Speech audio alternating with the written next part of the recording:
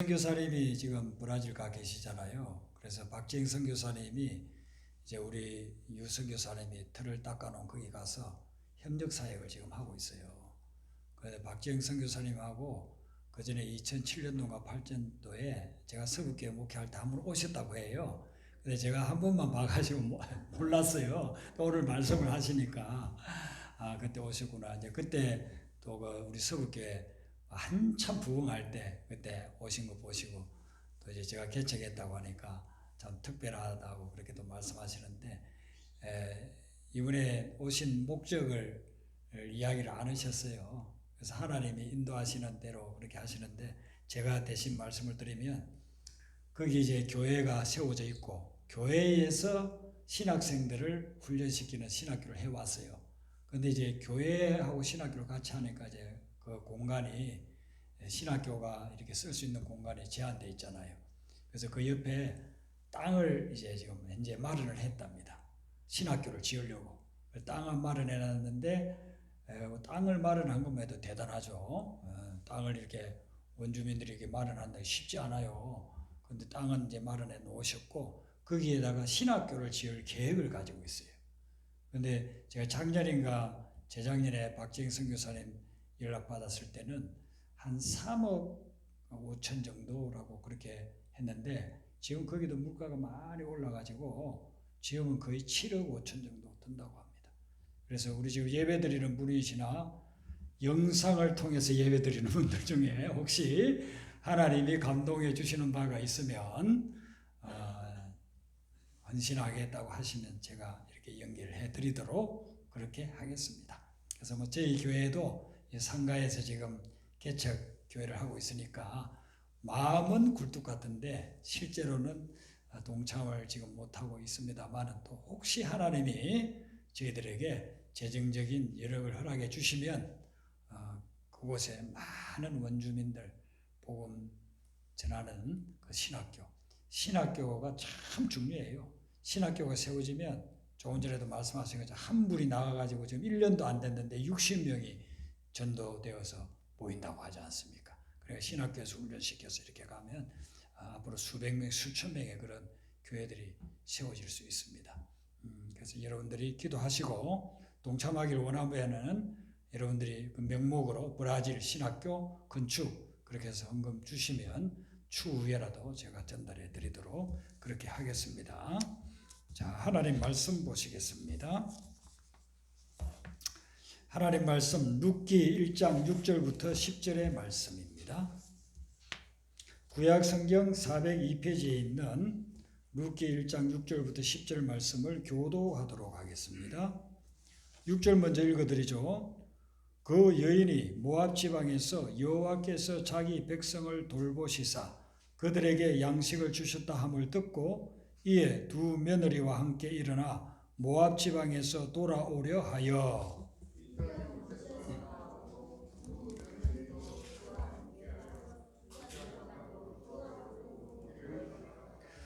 나오미가 두 며느리에게 이르되 너희는 각기 너희 어머니의 집으로 돌아가라. 너희가 죽은 자들과 나를 선대한 것 같이 여호와께서 너희를 선대하시기를 원하며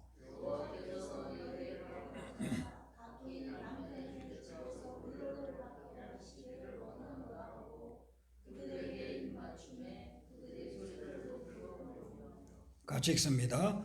나오미에게 이르되 아니니이다. 우리는 어머니와 함께 어머니의 백성에게로 돌아가겠나이다 하는지라. 아멘. 룻기는 그 시대적 배경이 사사시대라고 했습니다. 사사시대는 룻기 바로 앞에 나오는 사사기에 잘 기록이 되어져 있습니다. 사사기에는 많은 사건들이 기록되어 있어요. 그런데 이 사건들이 공통적인 4가지 주제에 의해서 진행되고 있는 것을 볼 수가 있습니다. 이 이스라엘 백성들이 가나안 땅에 들어갔을 때 하나님이 약속한 땅 아닙니까? 수백 년 전에 아브라함을 통해서 약속해 주신 그 땅으로 이제 들어가는 겁니다. 그러니까 얼마나 흥분되겠어요. 그리고 얼마나 놀랍고 기쁘겠습니까? 하나님이 주시겠다고 한 그 약속의 땅을 애굽에서 430년의 노예 생활을 마치고 40년 동안 광야를 건너가지고 그리고서는 드디어 요단강 건너서 약속의 땅으로 갔으니까 얼마나 기쁘고 즐겁겠습니까? 그렇게 이제 하나님을 잘 섬기고 하나님 중심의 그런 신앙생활을 했으면 정말 좋았을 텐데 그러지를 않았어요. 가가지고 가나안 땅에 보니까 그 가나안 족속들이 섬기는 우상들이 있었어요. 바알상, 아세라상. 그들이 하나님을 버리고 그 우상을 섬기게 된 거예요. 그래서 하나님이 돌아오라 해도 아무래도 돌아오지 않습니다. 그러면 하나님이 징계를 내리는 거예요. 징계를 내려서 그들에게 고통을 주는데 주로 주변에 있는 국가들, 블레셋이나 또 그 주변에서 여러 가지 그런 족속들, 많은 족속들이 있지 않았습니까? 그 족속들을 통해 가지고 그들을 공격해 와서 괴롭히게 만들었어요. 그 블레셋, 미디안 이런 족속들이 강하기도 했지만 하나님이 함께 할 때는요, 그냥 먼지처럼 그런 존재였어요. 하나님이 언제든지 물찌를 수 있는 그런 존재였는데 이스라엘 백성들이 하나님 앞에 바로 서지를 못하고 범죄하고 죄를 지으니까 하나님이 그들의 힘이 더 강하게 만들어가지고 이스라엘 백성들을 고통을 주었습니다.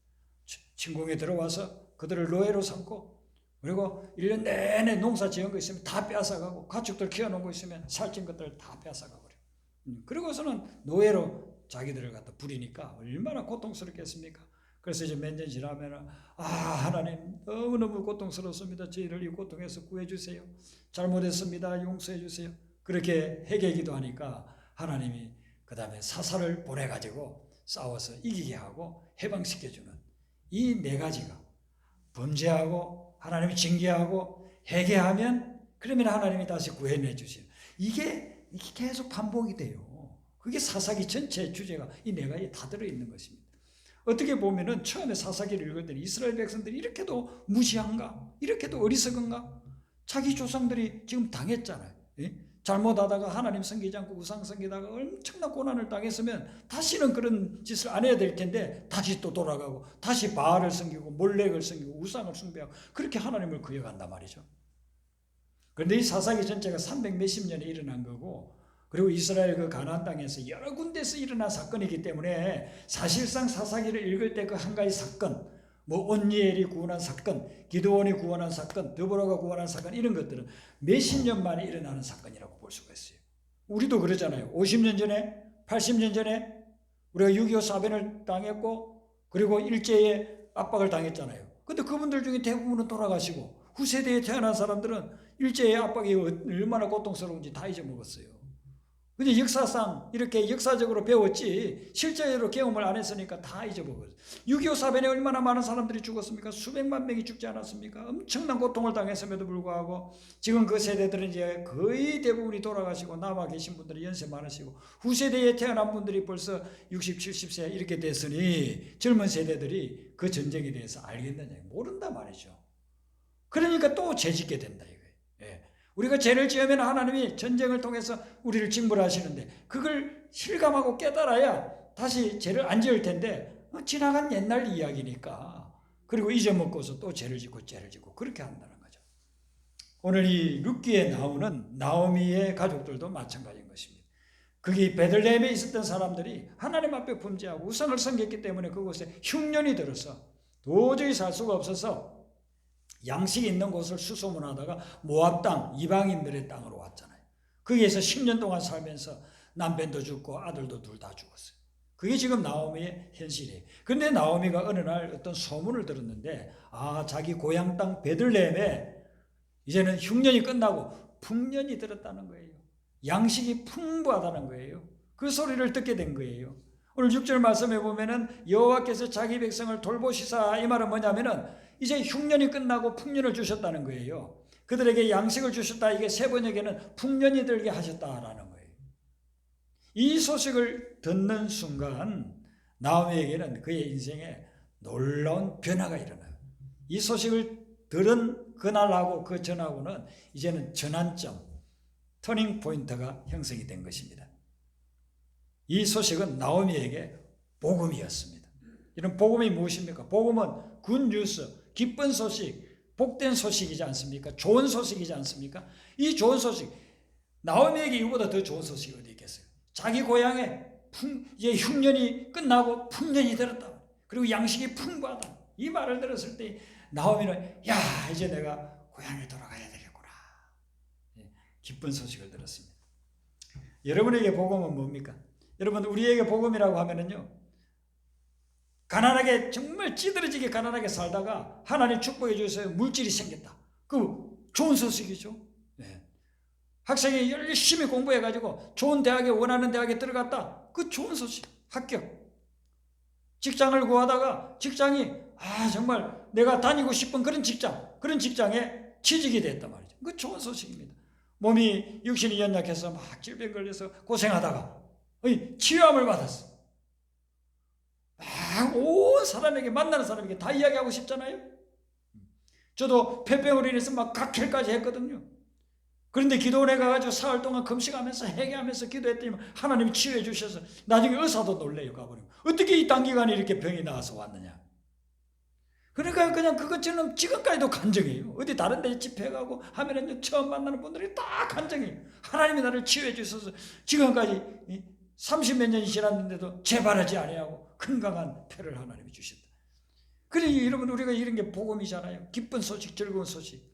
그런데 성경에서 말하는 이 기쁜 소식, 즐거운 소식, 이 복음은 뭐냐 하면은 이런 것들도 물론 복음이지만 성경에서 말하는 것은 하나님이 나를 위해서 해주신 즐거운 좋은 일, 그게 바로 복음인 거예요. 하나님이 여러분 각자를 위해서 하신 일이 있어요. 그 일이 바로 복음이라는 것입니다. 그래서 성경을 보면 어떤 일을 하나님이 하셨습니까? 하나님이 우리를 위해서 천지 만물을 창조해 주셨어요. 그리고 이게 복음이에요. 만약에 하나님께서 이렇게 창조하지 않고 그냥 대충 해놓고 우리를 이 세상에 태어나고 했다고 한다면 우리가 어떻게 살아갈 수 있어요? 살 수가 없죠. 하나님께서 완벽하게 이 세상을 만들어 주셨어요. 이게 하나님이 천지를 창조하셨다. 나를 위해서. 이게 복음인 것입니다. 그리고 죄를 지어서 죽을 수밖에 없는, 그리고 멸망받을 수밖에 없는 우리를 예수님 보내셔서 그 죄의 행보를 다 대신 십자가에서 받게 하시고 우리를 구원해 주셨다. 구원의 소식, 이게 복음인 것입니다. 그리고 우리의 삶은 이 세상에서 끝나는 게 아니에요. 이 세상에서 죽더라도 이제는 우리는 영원한 천국이 기다리고 있습니다. 영생을 누리게 되는 것입니다. 하나님과 더불어서 영원한 생명을 누리게 되는데 그게 바로 복음이라는 것입니다. 이 복음의 소식을 여러분이 나오미가 들었다는 것이, 듣는 게 참 중요한 것입니다. 여러분들이 무엇을 듣느냐에 따라서 인생이 달라지는 거예요. 내가 무엇을 듣느냐, 무엇을 듣고 그 들은 것을 따라가느냐에 따라서 인생이 달라지는 것이에요. 그러므로 여러분들은 듣는 것을 조심하셔야 돼요. 아무거나 들으면 안 돼요. 여러분들 귀에는 많은 것들이 들려오지만 그것을 골라서 분별해서 받아들여야 된다는 것입니다. 많은 것들이 들려옵니다. 여러분들이 지난 한 주간 동안 살면서도 얼마나 많은 것들이 들려왔습니까? 근데 그 수많은 소리 중에서 하나님의 음성도 있고 사탄의 소리도 있습니다. 하나님의 음성만 받아들여야지 사탄의 소리를 따라가면 망하는 쪽으로 간다는 것입니다. 아담과 하와가 하나님의 음성을 늘 들을 수 있었어요. 아침에 일어나면 하나님이 와서 아담, 하와 잘 잤니? 저녁이 되면 너희들 오늘 하루 잘 지냈니? 하나님하고 늘 대화 나눌 수 있었어요. 그런데 그 많은 하나님의 음성은 듣지 않고 따라가지 않고 사탄이 한번 찾아와가지고 자기에게 들려준 그 음성을 따라갔어요. 사탄의 소리를 따라갔어요. 그래서 그들은 유혹에 빠졌고 그 좋은 에덴 동산 쫓겨나고 말았다는 것입니다. 그런데 이 아담과 하와를 유혹했던 사탄이 나중에 예수님도 찾아오고 가룟 유다도 찾아왔어요. 예수님께도 유혹했습니다. 돌을 떡으로 만들어봐라. 네가 하나님의 아들이면 이런 일을 할 수 있지 않느냐. 네가 성전에서 한번 뛰어내려봐라. 그러면 천사가 받아주면 그런 기적을 보면서 많은 사람들이 너를 따라오지 않겠느냐. 믿지 않겠느냐. 그리고 나에게 절을 해라. 그러면 세상의 모든 권세를 너에게 주마. 이런 유혹의 소리를 했을 때에 예수님이 단칼에 사탄아 물러가라. 물리쳤어요. 그래서 넘어가지 않았는데 가룟 유다는 너 스승 그 뭐 왕이 되고 네가 장관이나 되고 그렇게 할 줄 알고 따라오지 않았느냐. 그런데 뭐 십자가 지고 죽는다고 하니까 너 스승 팔아버려라. 그 말을 듣고 가가지고 예수님을 갖다가 언삼신약에 팔아버렸어요. 배신자가 되었고 나중에는 그것으로 인해서 자기 자괴감에 빠져서 자책감에 빠져서 괴로워하다가 자기 목숨을 끊고 말았어요. 그렇게 사탄은 아주 달콤한 것처럼 이야기를 해놓고서는 결국은 우리에게 멸망으로 가게 한다는 것입니다. 그러므로 여러분들이 어떤 음성이 들려올 때 그 많은 음성을 성령의 주시는 분별력을 가지고 분별하게 되시기를 바랍니다. 그래서 하나님의 음성은 받아들이고 사탄의 음성은 물리쳐야 되는 거예요. 여러분에게 들려오는 그런 많은 소리들을 절대로 그냥 따라가면 안 돼요. 그런데 사탄이 이런 소리를 들려줄 때 멀리 있는 사람을 통해서 말하지를 않아요. 가까이 있는 사람, 친한 사람, 가족들, 친구들, 심지어 성도들을 통해서 사탄이 말을 한다는 것입니다. 여러분들에게 그런 소리를, 유혹의 소리를 들려준다는 거예요. 하와가 먼저 넘어갔죠, 사탄에게. 그런데 하와가 누구에게 이야기합니까? 아담에게 이야기하는 거예요. 아담에게는 자기 아내가 되는 사람이에요. 아담에게 자기 아내가 되는 하와가 와가지고 자기를 무너뜨리는 거예요. 오늘날 보면 남편이 아내를 무너뜨리고 아내가 남편을 무너뜨리는데 그 배후에는요 사탄의 소리를 따라가기 때문에 그래요. 아내 말이니까 100% 믿어버렸네. 남편 말이니까 100% 믿어버렸네. 사랑하는 사람이니까 연인이니까 100% 믿어버렸네. 그런데 나중에 알고 보니까 사기꾼이라. 사탄이 그 사람을 통해서 나를 넘어뜨리고 쓰러뜨리는 거예요. 예수님을 넘어뜨리려고 한 자가 누굽니까? 멀리 있는 사람이 아니에요. 3년 동안 데리고 다닌 제자, 그 제자 중에서도 수제자 중에서도 수제자인 베드로가 예수님이 예루살렘에 가서 십자가 지고 모든 사람들을 구원하기 위해서 희생을 당할 거라고 했을 때 예수님 그렇게 하면 안 됩니다. 절대로 가지 마세요. 십자가 지지 마세요. 예수님이 뭐라고 했습니까? 아이고 베드로야 고맙다. 나를 생각해 주는 건 너밖에 없구나. 그러지 않았어요. 사탄아 물러가라. 너는 나를 넘어지게 하는 자로다. 가장 가까이 지냈던 베드로가 와가지고 사탄의 소리를 예수님께 들려줬다는 것이죠. 예수님은 분별을 하니까 물리쳤다는 것입니다. 여러분들 주변에서 들려오는 그런 많은 소리, 가까운 사람이 들려주는 소리를 한다 할지라도 그게 하나님의 음성도 있지만 또한 사탄의 소리일 수도 있다는 것입니다. 그래서 그것을 분별해야 돼요. 무엇으로 분별해요? 말씀에 근거해서 분별하고 성령의 음성을 듣고 분별하시기를 바랍니다. 그래야만 여러분들이 넘어가지 않는 거예요. 평생 쌓아놨던 거 사탄의 소리 듣고 가다가 순식간에 순간에 한순간에 무너져 내리는 경우가 얼마나 많습니까? 매스컴에 늘 보도되는 걸 보세요. 평생 쌓아놨던 거 한순간 사탄의 소리 듣고 따라가다가 무너져 내렸다는 것입니다. 여러분 여호수아서를 읽어보면 라합이라고 하는 사람이 나와요. 이스라엘 백성들이 요단강을 건너서 약속의 땅을 정복해 나갈 때 제일 먼저 정복한 땅이 어디냐면 여리고 성이었습니다. 여리고 성에 많은 사람들이 살고 있었죠. 그런데 그 여리고 성에 있는 사람들이 평생 동안 이들은 하나님 아닌 우상을 섬겼던 사람, 하나님을 거역하고 그렇기 때문에 하나님이 그들을 심판하는 겁니다. 이스라엘 백성들을 통해서 심판하는데 여리고 성에 살고 있는 사람들은요 전부 다 전멸당하고 말았어요. 이스라엘 백성들이 공격에 들어가서 다 전멸시켰습니다. 그런데 유일하게 살아남은 사람이 라합의 집에 피신해 있었던 사람들만 살아남았어요. 라합은 여리고성의 기생이었어요. 그러니까 살아날 이유가 없어요. 다 죽게 돼 있어요. 그런데 유일하게 라합이 살고 라합의 집에 피신해 있었던 사람들만 살아남았어요. 그 외에 여리고성 주민은 다 죽었습니다. 어떻게 해서 라합이 살아났을까요? 라합이 소문을 들어보니까 지금 이 광야를 통해서 이쪽으로 오고 있는 그런 한 족속이 있는데 그 족속들은 여호와라고 하는 신을 섬긴단다.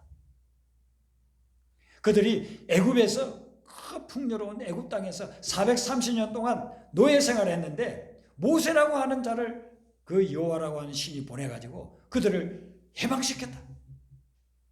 그냥 해방시켜주지 않으니까 바로와 이집트의 10가지 엄청난 재앙, 우박이 내려가지고 모든 작물들 다 없애버리고 먼지가 이렇게 쫙 이가 돼가지고 사람들 다 그냥 물어서 그냥 가려워서 살지를 못하게 물을 갖다가 피로 만들어가지고서 거기에 물고기가 살 수 없게 만들고 마지막에는 장자라고 하는 정자는 다 죽게 만들고 그런 대단한 신인 여호와 그 신이 그들을 탈출시켰다. 이걸 들은 거예요. 그리고 이제 도망가다가 홍해가 앞에 딱 놓였는데 이 더군데가 쫓아오는데 샌드위치 돼서 죽게 되었어요. 그런데 모세가 기도하니까 홍해가 갈라져가지고 홍해를 맨땅처럼 지나떠더라. 그렇게 한 신이 있다더라. 그 여호와라고 하는 신이라더라. 광야를 지나는데 먹을 게 없는데 새벽에 일어나 보면 만나가 내리고 저녁에는 메추라기가 몰려와가지고 그거 구워 먹고 마실 물이 없으면 반석에서 샘물 터져가지고 다 마시게 하고 40년 동안 지내도 옷이 헐지를 않고 이 신발을 신고 다니는 신발도 이게 닳지를 않아. 그렇게 해준 신이 여호와라더라. 요단강을 건너는 요단강 건너 소식까지 들었잖아요. 야, 이 소식을 들었는데 여리고에 있는 사람들은요 전부 다 초죽음이 된 거예요. 이 소식을 듣고 이런 신을 우리가 어떻게 이길 수 있어요? 이런 신을 믿는 이스라엘 백성을 어떻게 이길 수 있으라? 그래서 이제 자기들은 다 죽었다고 생각했습니다. 근데 정탐꾼이 공격에 들어오기 전에 먼저 왔어요. 근데 그 정탐꾼이 하필이면 라합 집에 왔네요. 숨어서 이야기를 다 들어보고 라합이 그럽니다. 내가 그 소문을 다 들었습니다. 그래서 우리 여리고에 있는 이 주민들은요 그냥 완전 진이 빠져 있습니다. 내가 당신들을 이렇게 숨겨주는 이유가 뭐냐면은 당신들이 반드시 쳐들어와서 우리를 다 진멸시킬 텐데 그때 나와 내 가족들은 살려주세요. 그래서 라합은 이스라엘 백성들이 여리고를 공격할 때 유일하게 살아남았어요. 라합이 그 정탐꾼하고 약속하고 난 후에 어떻게 했습니까? 자기 가족들을 만나가지고 어머니 아버지 동생들아 오빠 언니 들어봐요. 이렇게 며칠 후에 공격이 들어올 거니까 우리 집에 들어와 있어야만 살려준다고 했어요. 친구들 찾아가세요. 예, 친구 이리 와봐. 우리 집에 와야만 살려준대. 우리 집에 다 모여라. 그래서 그 집에 모여있는 사람만 살고 그 외에는 여리고에 그 큰 성 여리고에 있는 수많은 사람들이 다 죽었어요. 라합이 살아난 이유는요 하나님이 하시는 일에 대해서 들었다는 거예요. 듣고서 결단을 내리고 하나님을 따랐다는 거예요. 그래서 그가 살아남은 것입니다. 원래 우리가 이 세상을 살아나갈 때 우리를 죽이려고 하는 요소들이 얼마나 많은지 몰라요. 우리를 무너뜨리고 우리를 멸망시키려고 하는 요소들이 너무나도 많습니다. 여기서 살아남는 길은 다른 것이 아니라 하나님이 하신 일에 대한 그 복음의 소식을 듣고 하나님이 말씀하는 대로 따라가는 거예요. 그러면은 살 길이 열릴 줄로 믿습니다. 그래서 이제는 나오미가 돌아가려고 하는데 나오미가 자기 고향 땅에 돌아가려고 하는 이유가 뭘까요? 첫 번째 이유는 양식이 있으니까 돌아갑니다. 그런데 그것보다 더 큰 이유가 있습니다. 왜냐하면 양식은 모압 땅에도 있어요. 베들레헴이 흉년 들었을 때 모압 땅에는 풍년이었어요. 모압 때문에 지금도 양식이 많아요. 그러니까 양식 때문이면 꼭 베들레헴까지 안 가도 돼요. 그냥 거기 있어도 돼요. 왜 베들레헴으로 들어가려고 하는가? 자기가 10년 동안 객지에서 살면서 남편 잃고 두 아들 잃고 다 삶을 살아오면서 상처가 많아요. 다 상처가 많은데 이제는 하나님께 위로받고 싶었어. 정말 그 영혼이 위로받고 싶어서 자기 고향 땅, 믿음의 사람들이 있는 곳, 하나님을 섬기는 곳, 그곳으로 돌아가려고 했다는 것입니다. 그곳에 돌아가야 내가 참 위로를 받고 이 상처들이 치유받을 수 있다. 그런 마음에서 돌아가려고 했다는 것입니다. 원래 이 세상을 살아가는 많은 사람들은 세상을 살아가면서 상처가 너무나도 많아요. 심지어는 가족을 통해서도 받은 상처가 많아요. 우리가 신앙생활을 하면서 교인들 사이에도 서로 상처 주고 상처받는 그런 경우가 많아요. 왜 그럴까요? 하나님께로 돌아오지 않기 때문에. 몸은 와서 예배를 드리는데 내 마음은 하나님하고 멀리 있어요. 그렇게 신앙생활을 하면요 서로 상처받고 상처 주는 거예요. 하나님께로 돌아와야 됩니다. 그래야만 진정한 위로와 치유가 일어나게 될 줄로 믿습니다. 하나님께 돌아올 때 그래서 그는 하나님이 계신 베들레헴 하나님을 믿는 이들이 공동체를 이루고 있는 그 베들레헴으로 돌아가려고 한 것이죠. 어거스틴은 이야기하기를 주님 당신을 위해 저희를 지으셨으니 주님 안에서 안식을 얻기까지 저희 마음은 쉼을 모릅니다. 그래서 우리가 주님 안에서 주님과 더불어서 주님과 동행하면서 누려야만 참된 안식이 임한다는 것입니다.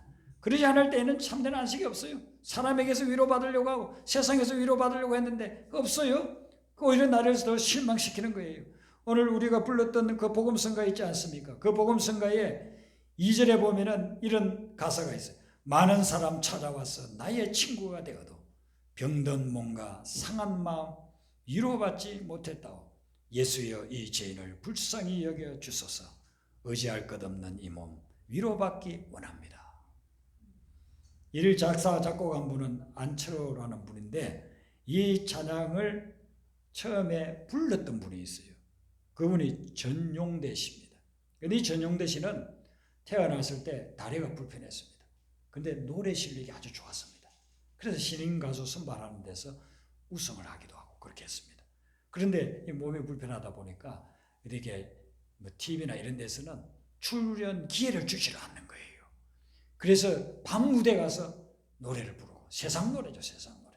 유행가를 부르면서 그러면은 사람들이 그 젊은 그 당시는 뭐 20대 초반이고 그러니까 젊은 사람이 불러주는 그 노래를 들으면서 위로를 받고 그랬답니다. 그런데 하루는 밤새 이제 밤 무대에서 여기저기 다니면서 노래 부르고 새벽에 오는데 다리에 엄청난 통증이 있어가지고 견딜 수 없어서 병원으로 갔답니다. 병원에 가보니까 이제 그 다리가 약간 불편하던 그 부분이 더 심각해져가지고 완전히 소아마비가 돼서 그냥 그럴 수도 없다고 그러면서 목발 2개를 주더랍니다.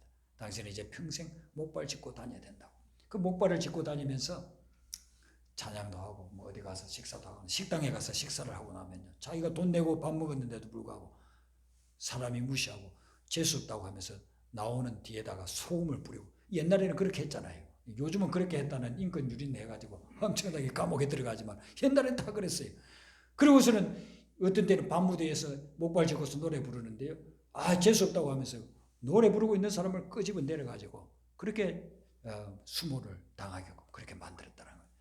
견딜 수 없어가지고 그 수면제를 사서 모았습니다. 그리고 수십 알을 먹었습니다. 죽으려고 그랬는데 죽으려고 그렇게 할 때마다 기적적으로 어떻게 살아났어요. 그러기를 여러 번 하는 것을 옆에 친한 사람이 보고서는 너 이렇게 살다가는 안 되겠다. 그러다가는 진짜 언젠가는 죽겠다. 그러니까 너 저기 오산리 기도원으로 가봐라. 거기에 너를 위해서 기도해 줄 수 있는 목사님이 계시다. 갔더니 그때는 최자실 목사님이 살아계실 때. 그래 이 전영대 청년을 붙잡고 예수님을 전하고 이제 오늘부터 기도원 예배 4번 있으니까 매일 참석하라고. 그래서 이 예배를 참석하고 말씀을 들으면서 자기가 여태까지 받지 못한 그런 위로를 받기 시작했습니다. 자기가 이 몸은 불편하지만 하나님의 형상으로 자기를 지었다는 거, 자기를 향한 하나님의 계획이 있다는 거, 그런 것들을 깨닫기 시작했어요. 그러면서 치료받고 회복이 되고 하니까 노래를 너무 잘하니까 그 최자실 목사님이 이제 집회 때마다 찬양을 불러라. 이런 찬양을 부른 거예요. 많은 사람 찾아와서 나의 친구가 되거든. 내가 위로가 못 받았는데 예수께서 나를 위로해줬다. 그러니까 우리가 기도원 가면은요, 뭐 모든 게 잘 되는데 기도원 가는 사람 누가 있습니까? 하는 대로 안 되고 뭐 육신은 병들고 사업은 망했고 집은 뭐 파산되고 그러니까 기도원 가는 거 아닙니까? 그런 사람들만 와서 그냥 수천 명이 매일 기도하고 있는데 거기에 이 찬양을 부르니까 전부 다 눈물바다가 되어가지고 치료받고 회복되는 그런 역사들이 일어난 거예요. 그래서 이제 목사님이 그런 거예요. 자네는 이렇게 찬양의 은사가 있으니까 앞으로 찬양 사역자가 되면 좋겠다 해서 그래서 신학교 가서 공부해가지고 목사가 돼서 지금은 전영대 목사님이에요. 우리 지금 올해 연세가 만으로 63세입니다. 그리 20대에 그렇게 예수님을 만나가지고 자기도 위로받고 회복되어졌을 뿐만 아니라 수많은 사람들에게 하나님의 위로를 전한 거예요. 우리가 주님께 돌아오고 주님의 말씀을 듣고 주님께 기도할 때 주님의 진정한 위로가 임하게 될 줄로 믿습니다. 그래서 여러분들이 주님을 통해서 위로받고 그리고 위로가 필요한 사람들에게 하늘의 위로를 전하는 삶 되시기를 주님의 이름으로 축원합니다. 우리 아까 불렀던 찬양 복음성가